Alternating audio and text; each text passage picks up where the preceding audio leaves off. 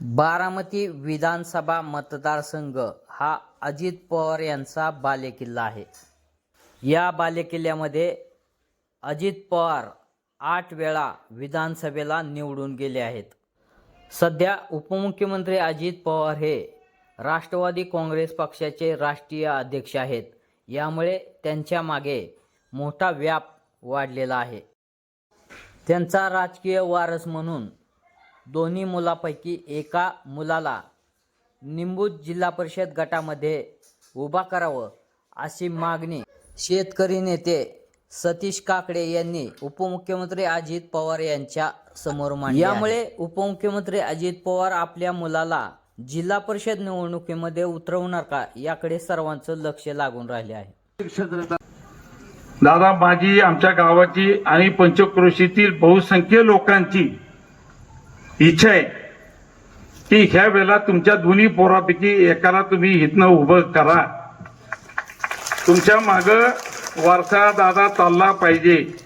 हे जे काय उभं केले ह्याच्या मागं कोण आहे, कोण राहणार आहे, ह्याचा दादा तुम्हाला विचार करावा लागेल। मागल्या दाराने जायचं काही कारण नाही।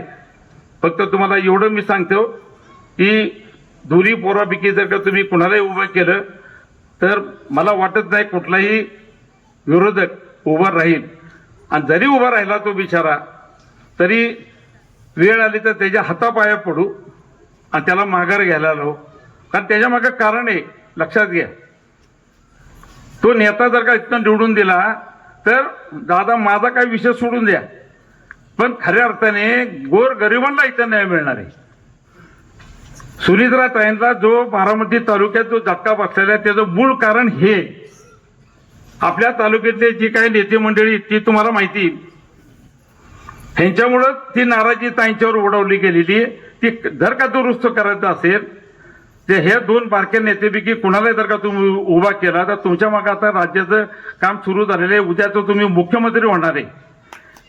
त्यामुळं हे दादा तुम्हाला करावं लागेल, करा अशी माझी तुम्हाला नम्र विनंती आहे।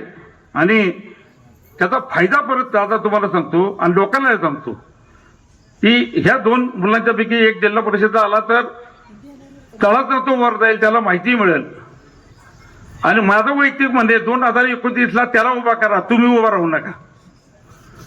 तुम्ही आता विधान परिषदला उभा राहा। आता 8-9 वेळा झाले, काय कुणी म्हणायचं काय कारण नाही। काय मागल्या दारांनी दादा चाललाय, सगळ्याला माहिती आहे। दादा उभा राहिला तर डायरेक्ट धडक भीती तुडून जातो, हे काही सांगायची गरज नाही। त्यामुळे मला वाटतंय आणि त्याचा आमच्या तालुक्याचा फायदा आहे। तर थोडासा दादा मला वाटतंय ह्याचा विचार थोडासा गांभीर्याने तुम्ही केला पाहिजे। आणि हे जर का सक्सेस झाले तर निश्चित आमच्या तालुक्याला दिशा मिळेल। आणि एकदा सुरू झाले, कारण इतका मोठा तुम्ही डोंगर उभा केला तालुक्यातल्या सगळ्या लोकांना माहिती।